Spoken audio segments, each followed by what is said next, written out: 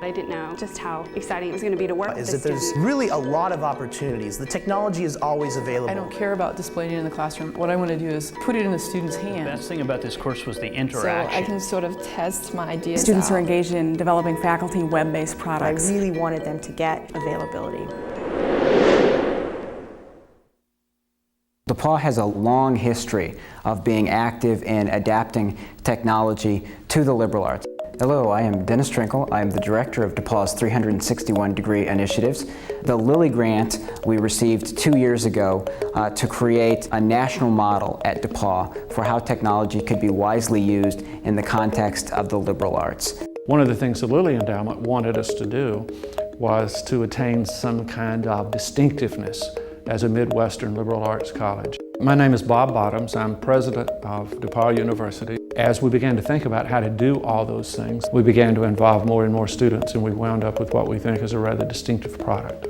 DePauw is leading the way with technology as the new liberal art through the 361-degree initiatives. Kevin Gearhart, Associate Director of ITAB. We see that as students are going out in the real world, technology is playing a key role for them in every aspect, regardless of the industry they go into, regardless of the type of job that they take. So the 361 degrees are that preparation for every aspect of life once you leave DePauw. Students are ready to go off on any of the compass points to travel any roads that life might present them.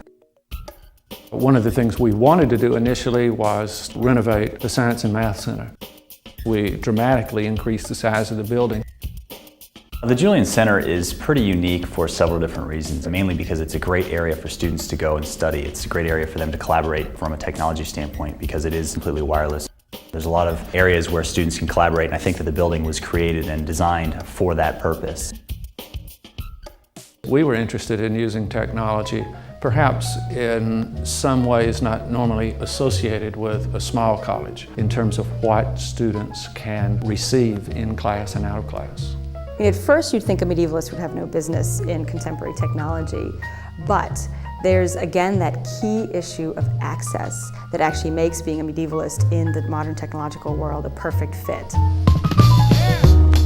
My name is Ann Harris, and I teach in the Art and Art History department here at DePauw. I'm a specialist of medieval art. Ann Harris's project was a lot of fun for us. My name's Carol Smith. I'm the Director of Faculty Instructional Technology Support.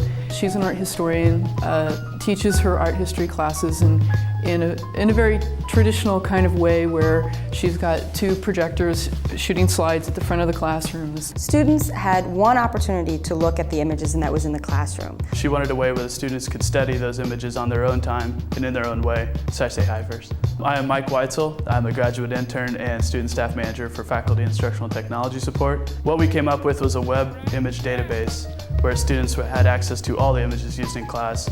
She was clearly a point person in helping the design of the aesthetics of what the page looked like and how it looked. We scanned 220 images that summer, as well as constructing an online database. All the archival images were put on a disc, and then we were left working with the thumbnails and the full size. And then by the end of the summer, we were ready to go.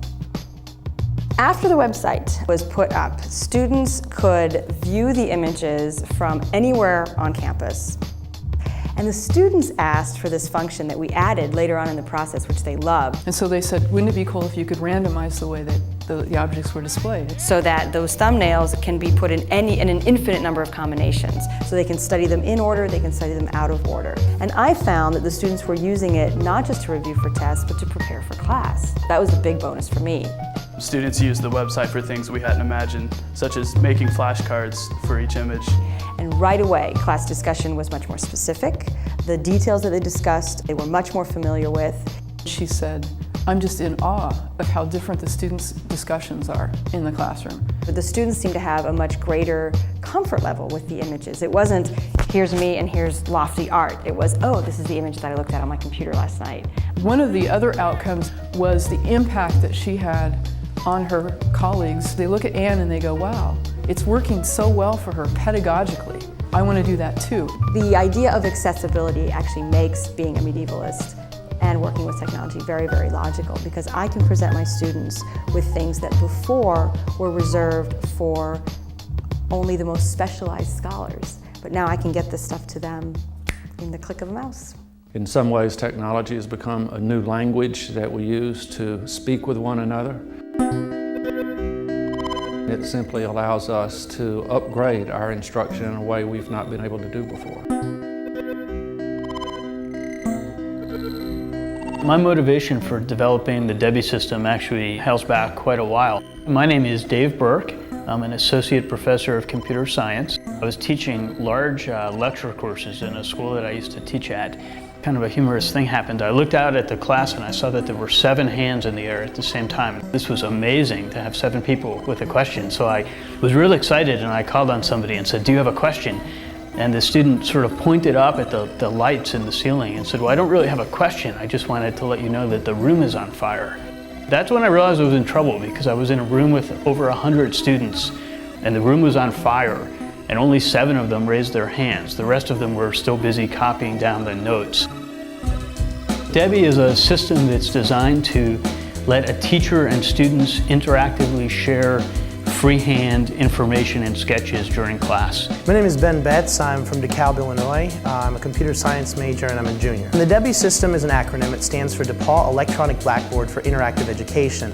A professor writes on an electronic whiteboard that's touch sensitive, and the information goes out to every single student in the classroom where they have a screen at their desk that can be written on with a pen. They're not forced to copy it down. They can think about what's going on and make some additional marginal notes. The system isn't about letting the students communicate with the computer. It's about letting the computer help students communicate with each other and with the faculty members. The fact that this was developed at DePauw had quite a big impact on the system, as it turns out. They really sort of pushed me to take a bigger look at what the potential of the system might be. Debbie was originally started to build an interactive classroom. What we've done here is sort of complements that, in that it takes a handheld computer and links up with the main computer the professor is writing on. The project was called VViz, which stands for Viewer for Visually Impaired Students. It's very light, so it's easy to pick up and look close to your eyes, so that low vision students can see the information 2 inches away from their head, instead of having to lean forward into a large screen. So technology, in a sense, can be an equalizer, because it can put ideas forward on the basis of their substance rather than on the basis of who holds the idea. I think one of the ways technology equalizes things is when you're in class with a faculty member, if you're working on a project together. Oftentimes the students are leading the faculty. It changes the collaborative nature of the course. ITAP is a program of distinction here at DePauw University. ITAP is the Information Technology Associates Program. It's a highly selective program where we offer students the opportunity to combine technology skills and experience with the already strong liberal arts education. The goal of this is hands-on experience, making sure that they're actually creating projects on their own and understanding how to do it from that standpoint. Hi, my name is Jing Tun. I'm from New York City. I joined ITAP program my sophomore year because I think it will be a good way to improve my skills technology-wise. My name is Julianne Miranda. I'm the Assistant Director of Faculty Instructional Technology Support and an Associate Professor in the School of Music. Last year I received a grant for the development of a database-driven learning tool for music students. Basically, the students are going to use this tool to test their ability to identify aural structures of music. The database would randomly choose 10 music clips, and then the students can listen to these clips and answer questions, and they will get instant feedback. Jing had an opportunity to sit down and help plan the project, asked all of the questions of me that I couldn't answer. Once she had that information, then she was able to use her technical skill to begin generating the database, to begin writing the program in such a way that it's going to become a very easily usable tool. But it's exciting because you get to work with a faculty member on the same level. She really challenged me to think clearly and to think thoroughly through the project. What I've gained most so far is the experience of working as a team. You cooperate together and you brainstorm ideas. It's important to focus on diversity within ITAP. It's easy to think that ITAP is about computers. It really isn't. Technology, in the liberal arts sense, runs the whole gamut. You hear art history and you wouldn't necessarily think immediately of technology. My name is Amanda Hartman. I'm a sophomore art history major from Cincinnati, Ohio.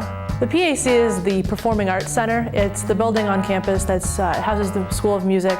We showcase art events, everything from in-house art, which would be theater events, School of Music, concerts. My name is Jennifer Arbaugh. I'm the Director of Marketing at the Performing Arts Center. Basically, my job was to make any publicity posters for any of the DePauw Little Theater productions or the Performing Arts series. She has worked on Much Ado About Nothing. She did Cabaret for Little Theater. I get more feeling of accomplishment from seeing them hanging on the walls, seeing people maybe glance at a poster that I had created that was hanging. For these students to have done this while they were students and go out in the world already having the skills, I think is going to be extremely beneficial to them in terms of getting a job and making it out there. Students come into the program and they get a year of training. They pick the 4 areas that are most interesting to them, spend 6 weeks in each of those 4 areas where they're fleshing out their skills. They might go to web design, they might go to technical training, they might come over to the Pulliam Center for Contemporary Media. Well, each different rotation I learned things and I enjoyed myself. I definitely felt the most at home at the video rotation. My name is Pete O's. I'm a sophomore here at DePauw. I'm a computer science major and a film studies minor. My interest in film started when I was very young and my parents first got me a camera. This year I made a film. Well, it's a 3-minute movie of 6 minutes of time in which the first 3 minutes happen on one side and the second 3 minutes happen on the other side, but they all happen at the same time.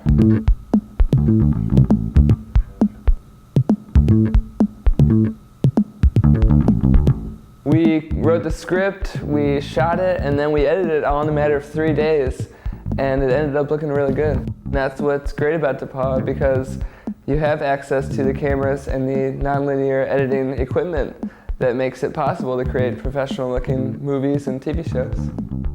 361 Degrees, more than anything else, is about people. What it says to me is DePauw has specifically defined where it wants to be with regards to teaching in this particular age. What's unusual about 361 when I speak to colleagues is that their teams are dedicated to the teaching even before they're dedicated to the technology. What we are is we're the enablers for them to make sure that they get their needs fulfilled from a technology standpoint. At the end of the day, it is about the extraordinary faculty and staff that we have at DePauw, working with an incredibly talented group of students. Every year it's a different group of students that comes in with rich and exciting skills, with new and innovative ideas. It's changed the way we teach. The more that we can use technology to eliminate burdensome parts of student learning, the more we can take that free time and apply it toward collaborative initiatives. It's really exciting to be at DePauw because DePauw is at the fore of developing a national model of what it means to use technology. The ways in which technology is shaping teaching and learning is really, I think we're just beginning to discover that, and it's going to be exciting to see how it shapes it into the next decade.